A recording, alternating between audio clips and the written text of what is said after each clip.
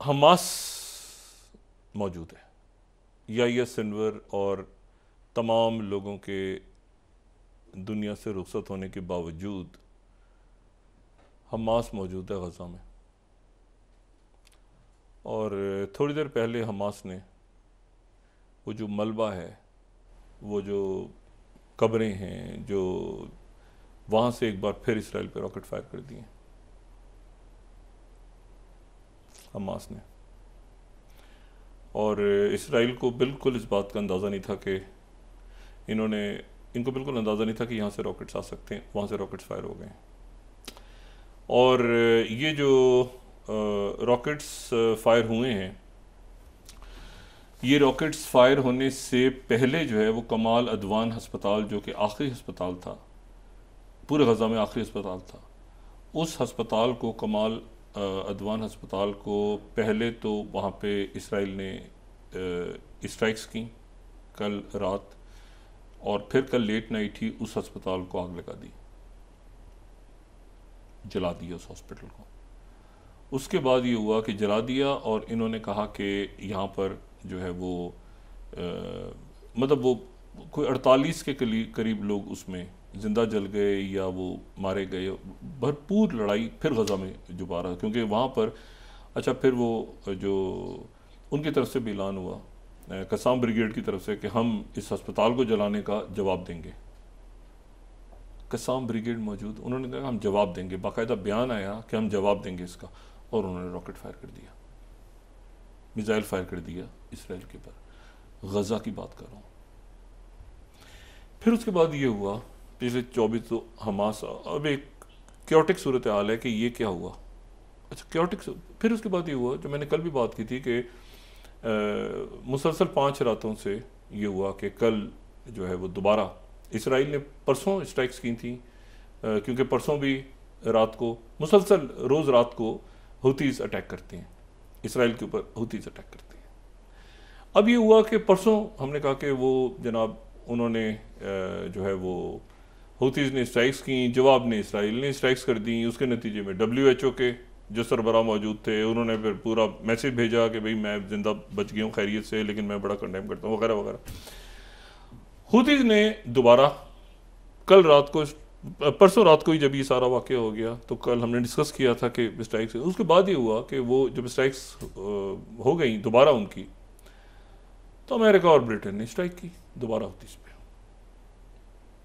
ठीक है, अमेरिका और ब्रिटेन ने दोबारा स्ट्राइक की हुतीज़ पे, और हुतीज़ पे दोबारा स्ट्राइक की। और ये अब बड़ी एक अजीब सूरत हाल डेवलप होगी कि पहले इसराइल ने स्ट्राइक्स की, फिर अमेरिका और ब्रिटेन की तरफ से स्ट्राइक्स हुई, और ये स्ट्राइक्स हुई, और उसके बाद ये है कि काफ़ी जगहों पे ठिकानों को निशाना बनाया गया। इस स्ट्राइक्स ख़त्म होने के बाद थोड़ी देर बाद हुतीज़ ने कल late night early morning hours में फिर इसराइल के ऊपर मिसाइल दाग दिए, यानी 7वीं मुसलसल रात है, हुतीज़ ने दोबारा मिसाइल दाग दिए, और ऐसे मिसाइल दागे कि पहली दफ़ा जो थर्ड डिफेंस सिस्टम है वो एक्टिव करना पड़ा। ठीक है, अच्छा अब इशू ये है सारा कि इसमें ये सूरत हाल ज़रा मेरा ख्याल है कि काफ़ी अब एक चैलेंजिंग हो गई है। ठीक है ना, terminally high attitude defence system, क्योंकि और हम पहले इसको डिस्कस कर चुके हैं कि उनकी 3 तो अपनी हैं, और फिर अक्टूबर में उनकी तरफ से ये सिस्टम, डिफेंस सिस्टम आया था। तो ये सिस्टम जो है ये पहली दफ़ा उनका जो है ये एक्टिव, अमेरिकन ने कहा है कि हमने पहली दफ़ा जो मिसाइल आए उसके नतीजे में ये सिस्टम हमें एक्टिव करना पड़ा। Reuters 5th। अच्छा मैं थोड़ा सा ज़रा अपने इस प्रोग्राम देखने वालों को बता दूँ कि एक्चुअली ये प्रोग्राम कुछ इस तरह से लोग ये पूछते हैं कि मैं किस तरह से दरमियान में क्या होता है, ये कि ये कोई टेलीप्रॉम्प्टर नहीं है सामने, मैंने कुछ भी नहीं है सामने टेलीप्रॉम्प्टर, तो बात कर रहा होता हूँ सारी। लेकिन यह है कि वो जो ऐसी जगह जहाँ पे स्लाइड्स वगैरह या कोई मैप्स दिखाने होते हैं, तो उनका एक प्रिंट आउट यहाँ रखा होता है, उसका एक नंबर होता है।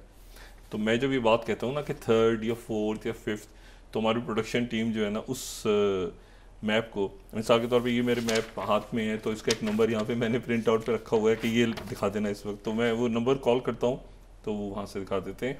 तो मैं इसलिए बता रहा हूँ कि जो इसको देख रहे हैं वो ये कहते हैं बीच में मैं 3rd 4th 2 3 ये क्यों कहता हूँ, ये मैं इसलिए कहता हूँ कि वो न्यूज़ वहाँ दिखा दें, क्योंकि मैं उसको एक तो बात कर रहा होता हूँ लेकिन जहाँ मैं समझता हूँ कि रेफरेंस देना ज़रूरी है।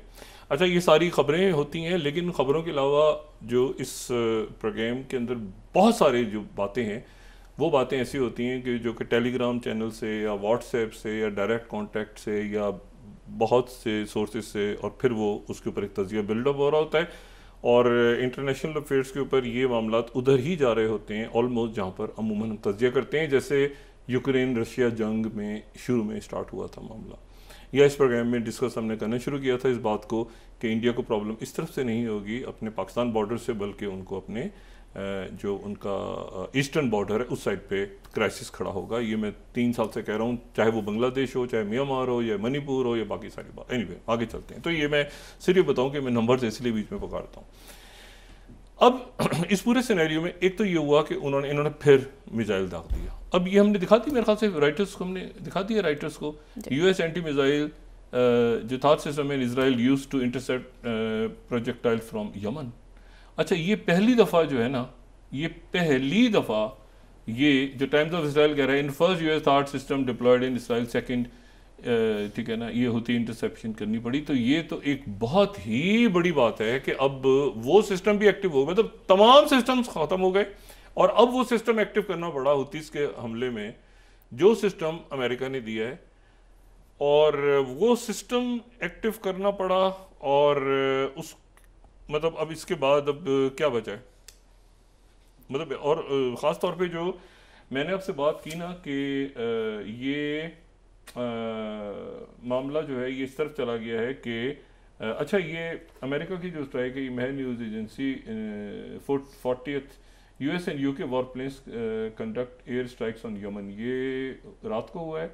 और उसके बाद जो है वो अच्छा, गजा का अटैक हमास, हुतीज नहीं, हमास, ये 39th Gaza attacks occupied Quds with missiles, ये अभी अटैक हुआ और इसको कंफर्म इसराइल का मीडिया कर रहा है इस क्लेम को कि दोबारा जो है वो गजा से अटैक हुआ है।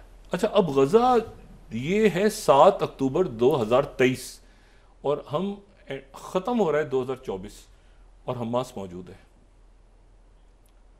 हमास मौजूद है, याहिया सिनवर, हमास गज़ा में मौजूद है और गज़ा से उन्होंने अटैक्स किए हैं और उसके बाद उन्होंने अपना अलाम। अब ये एक सूरत हाल बड़ी बहुत ही अजब सूरत हाल है और अमेरिकन को अपना एक्टिव करना पड़ा, उनके तीनों सिस्टम्स फेल हुए। और ऐसा ये जो मिसाइल गिरे हैं ना आके यमन के हुतीस के, इसमें जो एक पहली दफ़ा एक चीज़ हुई है कि ये वेस्ट बैंक और यरूशलेम और इन इलाकों में सायरन बजे हैं। इससे पहले ये था कि जो इलात की और ये जो तल अवीव में और सेंट्रल जो इलाके हैं वहाँ पे ज़्यादा तकरीबन वहीं पे हिट होता था, वहीं जाते थे मिसाइल। ये जो है ये इस तरफ वेस्ट बैंक और यरूशलेम आसपास के जो गांव हैं सारे शहर, यहाँ पे सायरन बजे हैं फर्स्ट टाइम। पहले भी बजते रहे हैं लेकिन यमन की तरफ से गालिबन ये पहली दफ़ा यहाँ पे कुछ इलाकों पे वो गिरे हैं, कुछ डेबरी गिरी है, वो इंटरसेप्ट हो गया ऊपर, लेकिन डेबरी तो नीचे गिरती है उसकी। तो वो एक अजीब क्यास है कि भाई यमन से हुतीज़ और गज़ा से अटैक साइमल्टेनियसली फोर्सेस। ये मैं आपको बहुत पहले बात कह चुका हूँ कि ये जो हिजबुल्ला ने सीज़ फायर किया है, तो हिजबुल्ला ने सीज़ फायर इसलिए किया है कि उनका सारे वेपन्स और सारा सिस्टम सेफ हो जाए, क्योंकि उनके लीडर्स तो चले गए हैं दुनिया से, सैयद हसन नसरुल्लाह और बाकी, लेकिन उनके जो म्यूनिशन है वो सेफ रहे इस वक्त, तो इसलिए उन्होंने कहा सीज़ फायर। अच्छा ठीक है जी, रोकते हैं, लेकिन वो आएंगे वापस, मार्क माई वर्ड्स, वो वापस आएगा हिजबुल्ला ख़त्म नहीं हुई है। क़यादतें ख़त्म होती हैं लेकिन फिर नहीं आ जाती हैं फ़ौरन। तो ये एक सिनेरियो क्रिएट हुआ बहुत ही अजब, ठीक है। और इसमें मतलब है कि अगर मतलब क्या सीज़ फायर अगर होता है, नहीं होता, जंग बंदी होती नहीं, तो हमास मौजूद है अपनी जगह। तो ये एक बहुत बड़ी डिज़ास्ट्रस, और मैं उसको मुझे याद आते लॉयड ऑस्टिन की वो स्टेटमेंट कि उन्होंने बहुत शुरू में कहा था कि स्ट्रेटजिक डिफीट होगी इसराइल को, अल्टीमेट स्ट्रेटजिक डिफीट होगी, जितना इसको खींचेंगे स्ट्रेटजिक डिफीट होगी।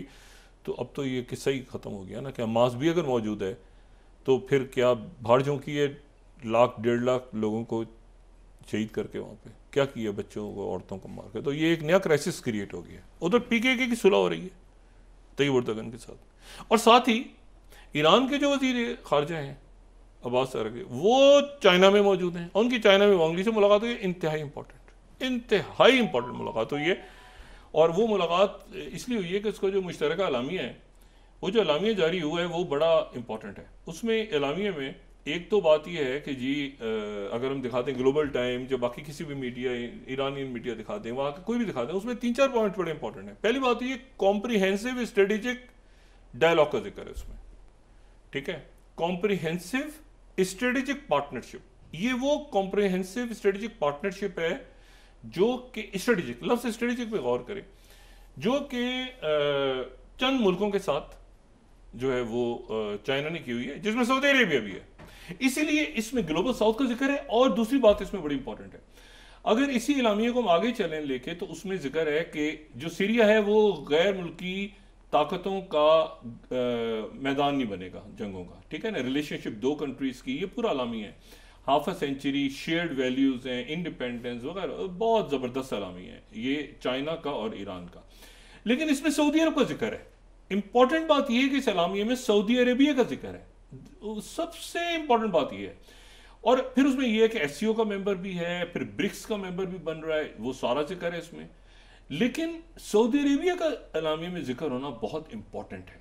और वो बात यह है कि सऊदी अरेबिया जो है वो उसके, और ब्रिक्स का मेंबर भी है, ग्रेटर ब्रिक्स कॉर्पोरेशन, और साथ ही एससीओ का मेंबर भी है, वो उसको इन्होंने इलामिया में इंडोर्स किया है। साथ ही कॉम्प्रिहेंसिव स्ट्रेटेजिक पार्टनरशिप भी याद की है, ग्लोबल साउथ का बार बार नाम है।